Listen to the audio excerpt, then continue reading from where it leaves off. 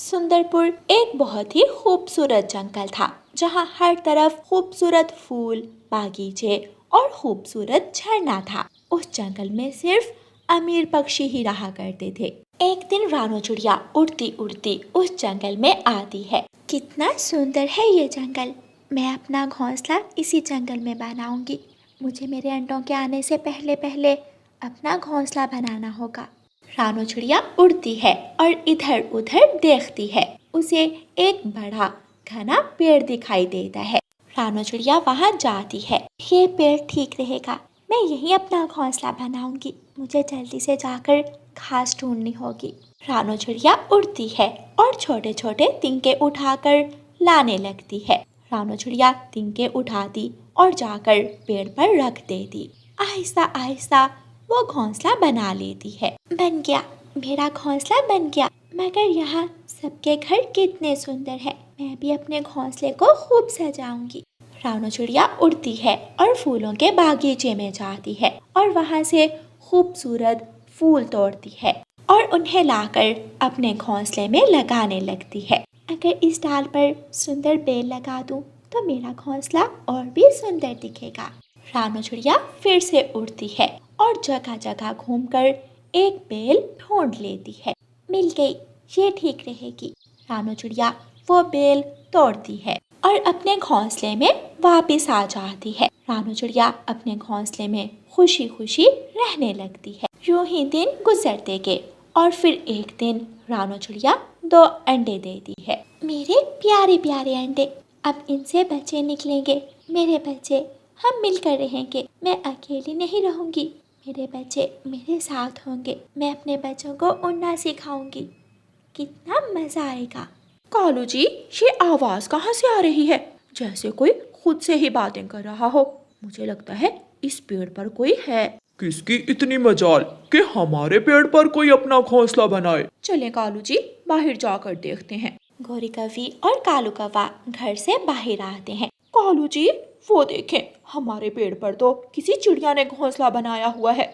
इस छोटी चिड़िया की इतनी हिम्मत, मैं इसे अभी भगाता हूँ यहाँ से। कालू जी रुकें, अगर हम इस चिड़िया से किराया ले तो हमें कितना फायदा हो सकता है। उन्हीं पैसों से हम अपने घर का खर्च कर लिया करेंगे। गोरी, क्या दिमाग पाया है तूने। चलो चलकर इस चिड़िया से बात करते हैं। गौरी कौवी और कालू कौवा रानो चिड़िया के पास जाते हैं। छोटी चिड़िया, तूने ये घोंसला किससे पूछकर यहाँ बनाया है? कौवे भैया, पेड़ पर घोंसला बनाने के लिए किसी से क्या पूछना, पेड़ तो सबके होते हैं। चल निकल जाओ यहाँ से, ये पेड़ हमारा है। ये आप क्या कह रहे हैं? अभी कल ही मेरे अंडे इस दुनिया में आए हैं, मुझ पर रहम करो। मैं कहाँ जाऊंगी? जहाँ भी जाओ, हमारा पेड़ छोड़कर भाग जाओ। कालू जी, रहने दें इस मासूम चिड़िया को यहाँ। अगर इसे यहाँ रहना है तो इसे किराया देना होगा। चलो निकालो 5 दिनार। 5 दिनार? मगर मेरे पास तो 5 दिनार नहीं है। तुम जहाँ से भी लाओ, मुझे 5 दिनार चाहिए, वरना मैं तुम्हारा जीना हराम कर दूंगा। मैं गरीब चिड़िया हूँ, मेरा इस दुनिया में कोई नहीं, बस दाना खाकर जिंदा हूँ। मैं आपको 5 दिनार कहाँ से ला कर दूंगी?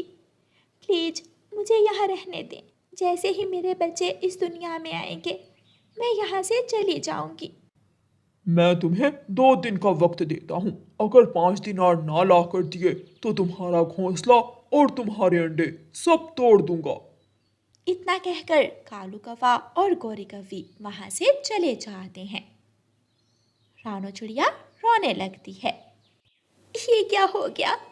मैं तो इतनी खुश थी, इतने सुंदर जंगल में इतने बुरे दिल वाले कौवे रहते हैं। मुझे यहाँ आना ही नहीं चाहिए था। मैंने तो सुना था इस जंगल के पक्षी बहुत रहम दिल हैं, अच्छे हैं। ऐ ऊपर वाले, मैं क्या करूं? कहाँ से लाऊं 5 दिनार?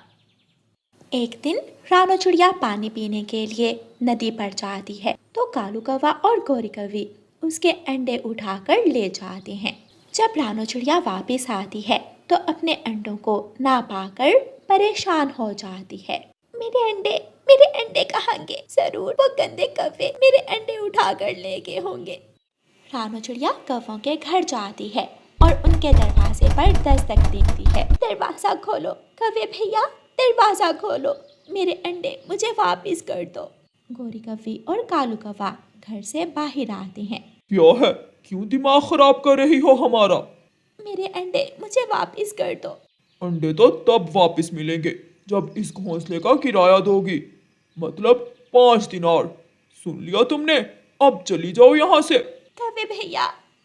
कालू कौवा कोई और बात सुने बिना ही दरवाजा बंद कर देता है और रानो चिड़िया रोती हुई वहां से चली जाती है।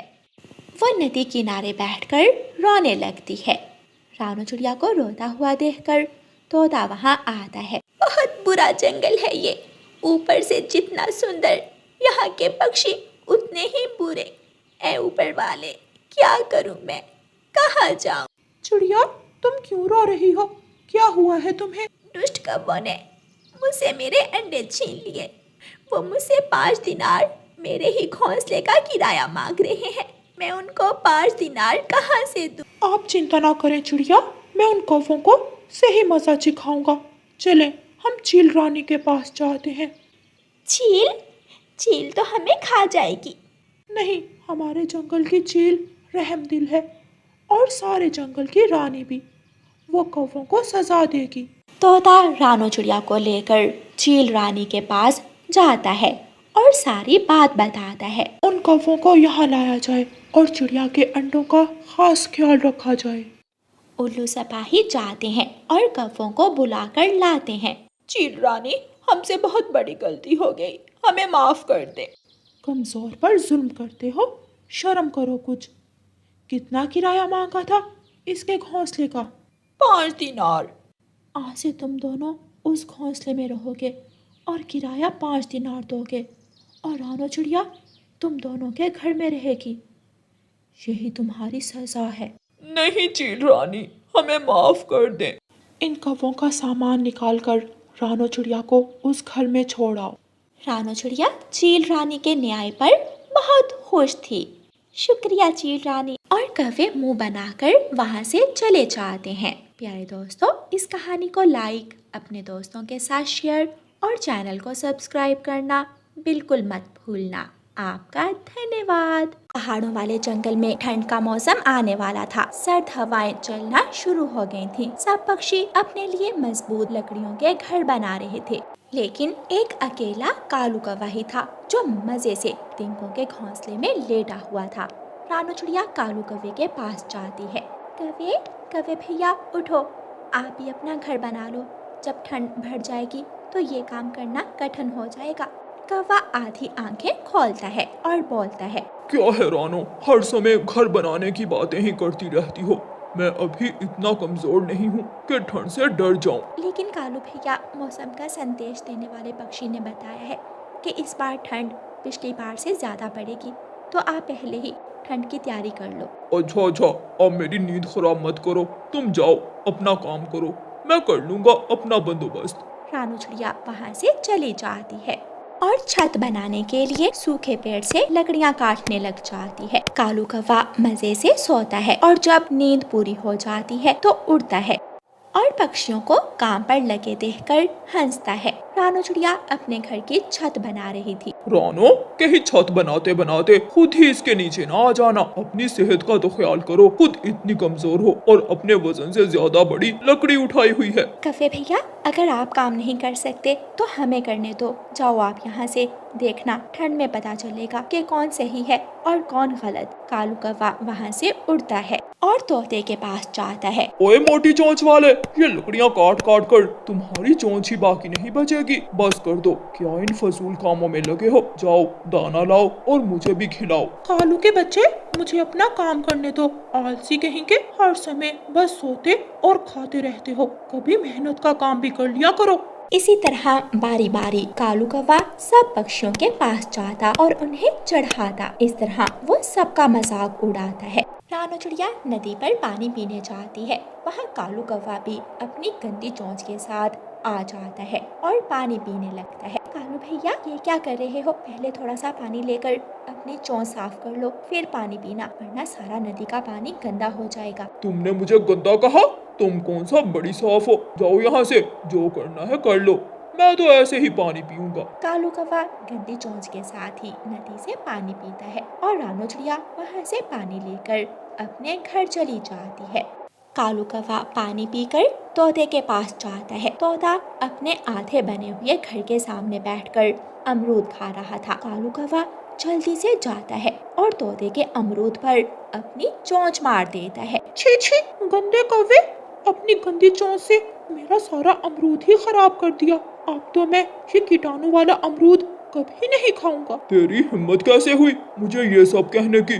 तुझे तो मैं छोड़ूंगा नहीं। कालू कौवा तोते को मारने लगता है और साथ ही तोते का अमरूद छीनकर भाग जाता है। कालू कौवा अपने दिन ऐसे फजूल कामों में गुजारता रहता है। सारा सारा दिन मीठे फल खाता है, सोया रहता है। वो ना तो नहाता था और ना ही अपनी चोंच साफ करता था। अब तो कालू कौवे के शरीर से गंदी बू आने लगती है। वो जिस भी पक्षी के पास जाता, वो पक्षी कालू कौवे के पास आने से पहले ही अपने मुंह पर पंख रख लेता। कालू कौवा चिड़िया के पास जाता है। चिड़िया चिड़िया, वहाँ घने जंगल में एक मीठा केलों का पेड़ है, चलो वहाँ चले। कालू भैया, जाओ पहले जाकर नहाओ, इतनी बदबू आ रही है तुम्हारे अंदर से।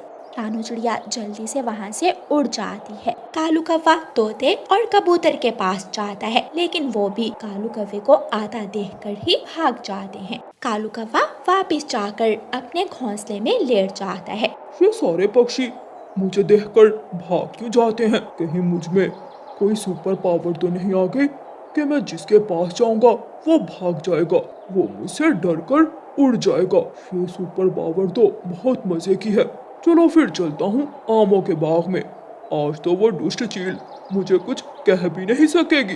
कालू कौवा जल्दी से अपने घोंसले से बाहर निकलता है और चील के आमों के बाग की तरफ चला जाता है और बाग में जाकर आम खाना शुरू करता है। चील कालू कौवे को देख लेती है और जल्दी से लाठी लेकर कालू कौवे की तरफ आती है, लेकिन चील जैसे ही कालू के पास जाती है, वो कालू कौवे के शरीर की गंदी बदबू से बेहोश हो जाती है। कालू कौवा हंसने लग जाता है। चील चाची, अब तू मेरा कुछ नहीं बिगाड़ सकती। अब मैं जब चाहूँ इस बाग से फल खाऊंगा। कालू कौवा ऐसे ही अपने शरीर की गंदी बू से सब पक्षियों को तंग करता। वो हर रोज चील के बाग में जाता, अपने मनपसंद फल खाता और बिना नहाए ही अपने घोंसले में जाकर सो जाता। ऐसे ही जंगल में ठंड का मौसम शुरू हो जाता है और एक रात आसमान से सफेद सफेद बर्फ गिरना शुरू हो जाती है और साथ ही ठंडी हवाएं चलना शुरू हो जाती हैं। कालू कौवा अपने घोंसले में कांप रहा था। ये इतनी ठंड कहाँ से आ गई? अब मैं कहाँ जाऊँ? यहाँ रहा तो मैं तो ऐसे ही मर जाऊंगा। कालू कौवा जल्दी से उड़ता है और रानो चिड़िया के घर जाता है और दरवाजे पर दस्तक देता है। रानो चिड़िया थोड़ा सा दरवाजा खोलकर अपना सर बाहर निकालती है। क्या है कालू भैया, क्यों आए हो? चिड़िया, मुझे बहुत ठंड लग रही है, मुझे अपने घर में आने दो। मेरा घर तुम्हारी गंदी बू से भर जाएगा, जाओ यहाँ से, मैं नहीं आने दूंगी अंदर, मेरा दम घुट रहा है। रानो चिड़िया जल्दी से दरवाजा बंद कर लेती है। कालू कौवा रोते हुए तोते की खिड़की में जाकर तोते को आवाजें लगाता है। तोता खिड़की में आता है। छी छी, मैं भी कहूँ कि मेरे घर में बदबू कहाँ से आ रही है? तोता जल्दी से खिड़की बंद कर लेता है।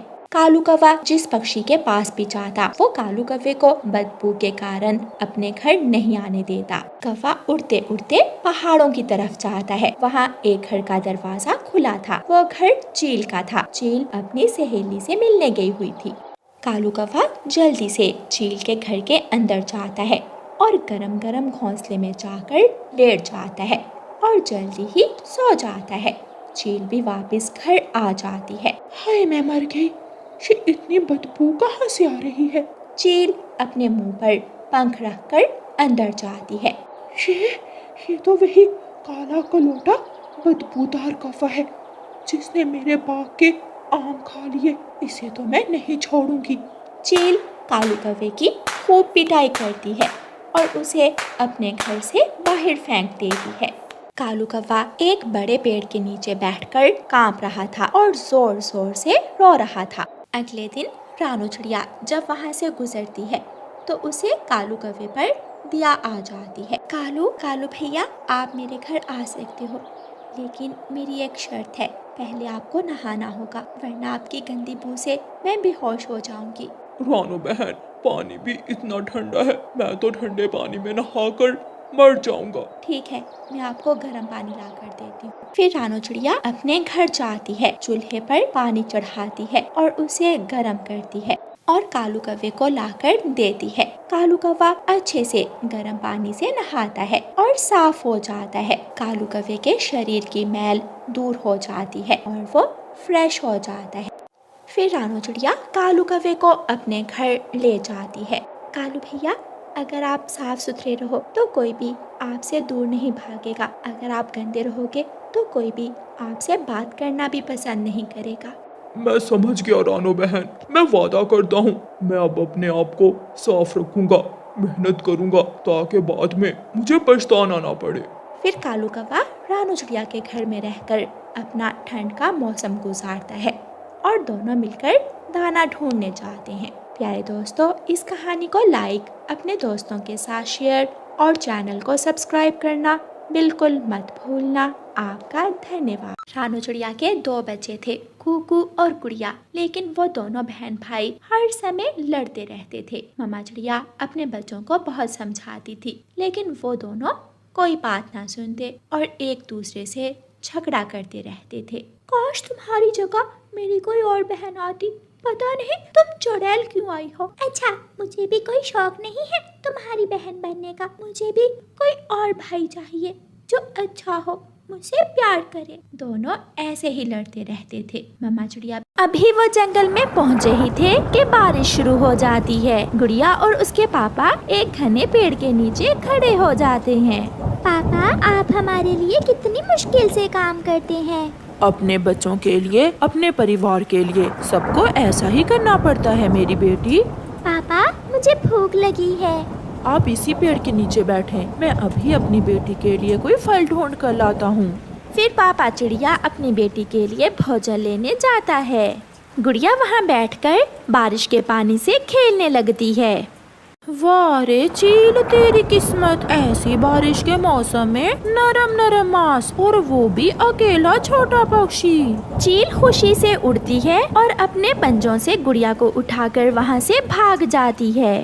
थोड़ी देर बाद पापा चिड़िया भी अपनी बेटी के लिए भोजन लेकर आ जाता है। पापा चिड़िया अपनी बेटी को वहाँ ना देखकर परेशान हो जाता है। गुड़िया कहाँ चली गई? गुड़िया, गुड़िया, मेरी बेटी आप कहाँ हैं? मेरी बेटी कहाँ चली गई है? मैं क्यों गया अपनी बेटी को अकेला छोड़कर? मैं क्यों गया?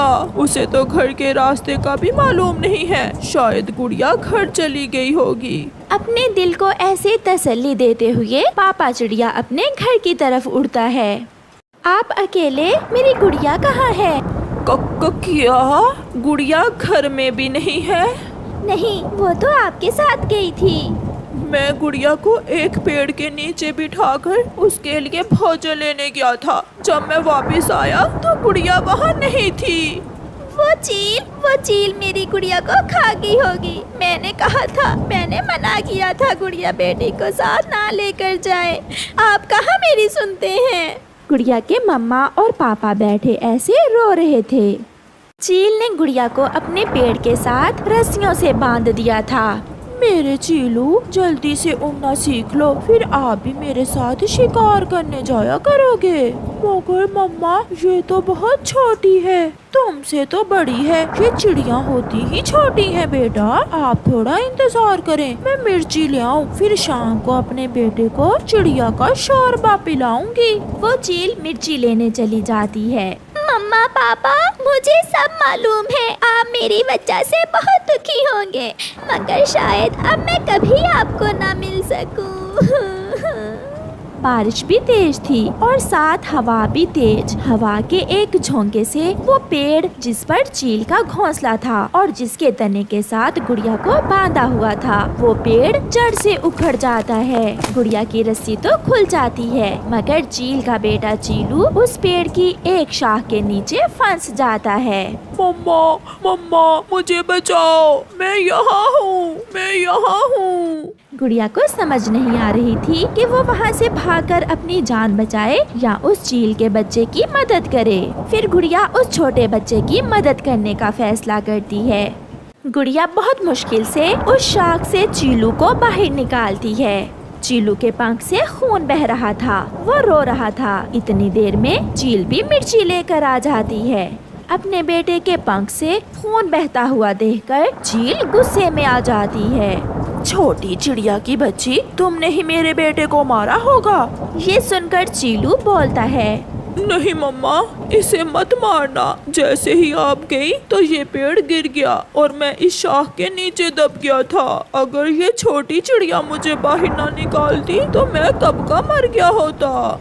मैं आज़ाद हो चुकी थी, मैं भाग भी सकती थी, मगर मेरी मम्मा ने मुझे हमेशा यही सिखाया है कि हमेशा दूसरों की मदद करें। चील की आंखों में आंसू थे। मैंने तुम्हारी जान लेने की कोशिश की और तुमने मेरे बेटे की जान बचाई। आप बहुत अच्छी हो बेटी। जाओ, आप आज़ाद हो, अपने पापा के पास जाओ। गुड़िया खुशी खुशी वहाँ से चली जाती है। गुड़िया उसी पेड़ के नीचे जाकर बैठ जाती है जहाँ उसे उसके पापा बिठा कर गए थे। मेरे पापा मुझे ढूंढते ढूंढते यहाँ ही आएंगे। तेज बारिश में चील भी अपना घोंसला एक दूसरे पेड़ पर बनाने का काम शुरू करती है। दो कौवे गुड़िया को अकेले बैठी हुई देख रहे थे। कालू, इस चिड़िया की बच्ची को चील को बेचकर हम काफी सारे दाने ले सकते हैं। ये तो बहुत आसान है, मैं अभी इसे उठा लाता हूँ। फिर कौवा गुड़िया के पास जाता है। छोटी चिड़िया, चलो मैं तुम्हें तुम्हारे घर छोड़ आता हूँ। कौवे अंकल, मुझे घर के रास्ते का नहीं मालूम। आप बहुत अच्छे हैं, प्लीज मुझे मेरे घर छोड़ आए। फिर गुड़िया कौवे के साथ उड़ती है। कौवा और कौवे गुड़िया को साथ लेकर चील की तरफ चले जाते हैं। तुम इस चिड़िया को लेकर यहाँ बैठो, मैं पहले चील से बात करके आती हूँ। कौवा गुड़िया को लेकर एक पेड़ पर बैठ जाता है और गोरी कौवी चील के पास जाती है। बहुत बुरा हुआ चील दी, जो आपका घर टूट गया। गौरी, बारिश के साथ हवा भी थी, मेरा घर तेज हवा से टूट गया। एक खुशी की खबर है मेरे पास, एक चिड़िया है, अगर मैं वो तुम्हें ला कर दूं तो आप मुझे क्या दोगी? मैं तुम्हें ढेर सारे दाने दे सकती हूँ। मैं तो कल से भूखी हूँ और तुम्हें तो मालूम है मेरा भोजन मांस ही है। मैं अभी आई चील दी। गोरी जाती है। चलो कालू, इस चिड़िया को साथ लेकर मेरे पीछे पीछे आओ।